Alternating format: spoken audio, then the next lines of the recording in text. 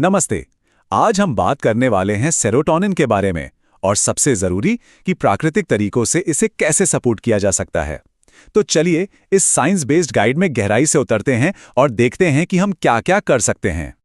ठीक है, तो आज हम क्या-क्या कवर करने वाले हैं।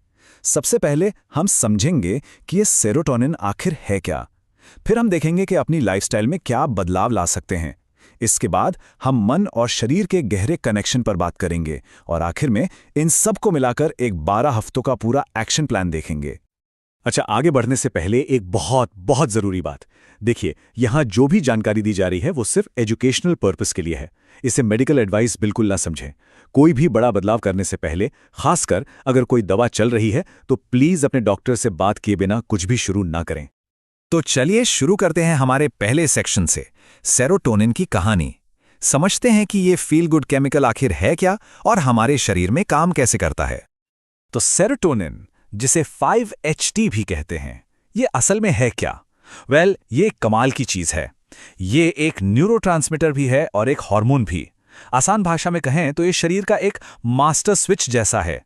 ये हमारे मूड से लेकर हमारी भूख, नींद, याददाश्त और यहां तक कि हमारा पेट कैसे काम करेगा सब कुछ कंट्रोल करता है। मतलब इसका असर पूरे शरीर पर होता है। अब एक बहुत ही चौंकाने वाली बात, क्या ये पता है कि हमारे शरीर का 90% सेरोटोनिन कहाँ बनता है? हमारे दिमाग में नहीं, वो बनता है हमारी आंतों में, हमारे गट में। पर कहानी में एक ट्विस्ट है। गट में बना ये सेरोटोनिन हमारे दिमाग तक नहीं पहुंच सकता। एक ब्लड ब्रेन बैरियर उसे रोक देता है। इसका सीधा सा मतलब है कि हमारे दिमाग को अपने मूड के लिए अपना सेरोटोनिन खुद ही बनाना पड़ता है। तो सवाल यह है कि दिमाग इसे बनाता कैसे है। सोचिए एक रेसिपी की तरह है जिसके 3 स्टेप्स हैं। स्टेप 1, हमें खाने से एक चीज चाहिए जिसका नाम है ट्रिप्टोफैन। ये एक तरह का अमीनो एसिड है।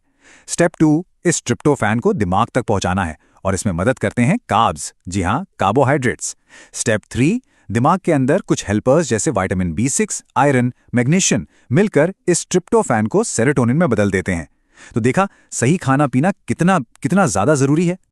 तो थ्योरी तो समझ आ गई। अब चलते हैं सेक्शन 2 पर, जहां हम बात करेंगे प्रैक्टिकल चीजों की, हमारी लाइफस्टाइल की टूल किट। मतलब हम रोजमर्रा की जिंदगी में ऐसा क्या कर सकते हैं जिसके पीछे साइंस भी हो ताकि हमारे सेरोटोनिन लेवल्स को सपोर्ट मिले। सबसे पहले बात करते हैं खाने की। हमें अपनी प्लेट में क्या शामिल करना चाहिए? पहला, ट्रिप्टोफैन से भरपूर चीजें जैसे टर्की, अंडे, नट्स, सीड्स, सैल्मन। टोफू भी एक अच्छा ऑप्शन है। फिर इन चीजों को कॉम्प्लेक्स कार्ब्स के साथ खाना है, जैसे ओट्स, ब्राउन राइस या शकरकंद। ये कार्ब्स ट्रिप्टोफैन के लिए टैक्सी का काम करते हैं, उसे दिमाग तक पहुंचाते हैं। और वो हेल्पर्स याद हैं, विटामिन और मिनरल्स, उनके लिए हरी पत्तेदार सब्जियां और दालें खानी हैं। और हाँ, अपनी गट हेल्थ का भी ध्यान रखना है, जिसके लिए दही और केफीर जैसी चीजें बहुत अच्छी हैं। अब आते हैं मूवमेंट पर, यानी एक्सरसाइज। ये एक बहुत पावरफुल टूल है। जब हम ब्रिस्क वॉकिंग, जॉगिंग या साइकिलिंग जैसी एरोबिक एक्सरसाइज करते हैं तो दिमाग में ट्रिप्टोफैन के लिए रास्ते खुल जाते हैं। कोशिश करें कि हफ्ते में कम से कम 4 से 5 दिन 30 से 45 मिनट तक ऐसी कोई एक्टिविटी जरूर करें। और अगर इसके साथ हफ्ते में 2 दिन थोड़ी वेट ट्रेनिंग भी जोड़ दी जाए तो क्या कहने।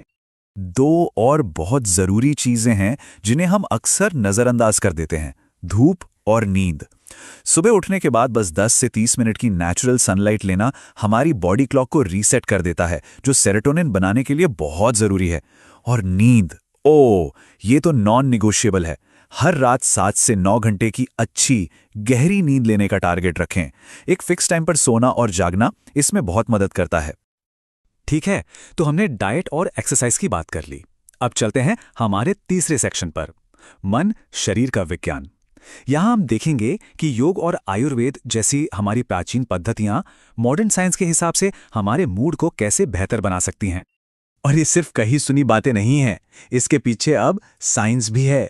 देखिए, 2023 की एक साइंटिफिक रिव्यू में क्या पाया गया कि जो लोग रेगुलर योगा करते हैं उनमें सेरोटोनिन का लेवल बढ़ता है और एक ऐसे एंजाइम का लेवल कम होता है जो सेरोटोनिन को तोड़ता है।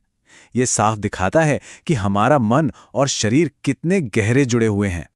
तो दिन के अलग अलग समय के लिए अलग अलग तरह का योग किया जा सकता है। जैसे सुबह के लिए सनराइज सेरोटोनिन रूटीन, जिसमें सूर्य नमस्कार और स्टैंडिंग पोजेस होते हैं। ये हमें एनर्जी देता है और फोकस बढ़ाता है।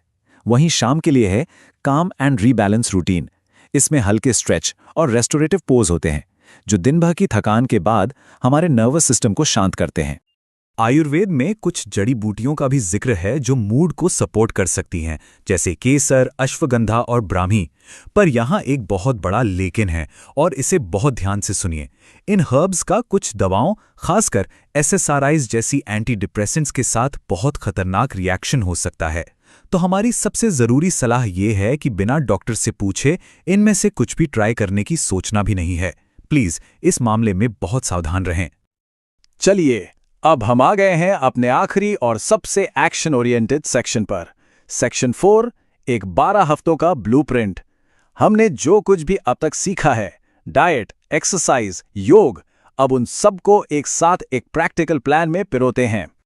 ये प्लान धीरे धीरे आदतें बनाने पर फोकस करता है। पहले 1-2 हफ्ते बस नींव डालने के लिए हैं, मतलब अपनी नींद, खानपान और एक छोटी सी मॉर्निंग वॉक या योगा रूटीन को सेट करना। फिर 3 से 6 हफ्तों में हम थोड़ा मोमेंटम पकड़ेंगे, एक्सरसाइज का टाइम बढ़ाएंगे और साथ में कुछ ब्रीदिंग एक्सरसाइज यानी प्राणायाम जोड़ेंगे। और आखिर में 7 से 12 हफ्तों में हम इन सब चीज़ों को मेंटेन करते हुए अपनी मेडिटेशन प्रैक्टिस को और बेहतर बनाएंगे।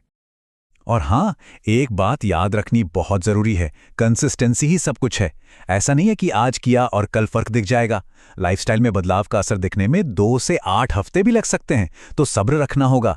बस रोज छोटे छोटे स्टेप्स लेते रहने हैं। यही छोटे स्टेप्स मिलकर एक दिन बड़ा बदलाव लाएंगे। और इससे पहले कि हम ख़त्म करें, एक आखिरी सेफ्टी रिमाइंडर। ये बहुत सीरियस है। सेरोटोनिन सिंड्रोम नाम की एक कंडीशन होती है। ये होती तो बहुत रेयर है, पर बहुत खतरनाक हो सकती है। ये तब हो सकती है जब कोई हर्ब्स और दवाइयाँ एक साथ मिला लेता है। अगर कभी भी बेचैनी, शरीर में कमी या तेज बुखार जैसे लक्षण महसूस हों, तो बिना देर किए तुरंत डॉक्टर के पास जाना है। आपकी सेफ्टी सबसे पहले है। तो इतनी सारी जानकारी के बाद एक छोटा सा सवाल है, इस हफ्ते आप कौन सी एक नई छोटी सी आदत अपनाने की कोशिश करेंगे? हो सकता है वो बस सुबह 5 मिनट की वॉक हो या अपनी डाइट में थोड़े से बीज शामिल करना। जो भी हो, नीचे कमेंट्स में ज़रूर बताइएगा। और हाँ, अगर कोई और टॉपिक है जिस पर आप चाहते हैं कि हम बात करें, तो वो भी हमें बताइए। चलिए, मिलते हैं अगली बार।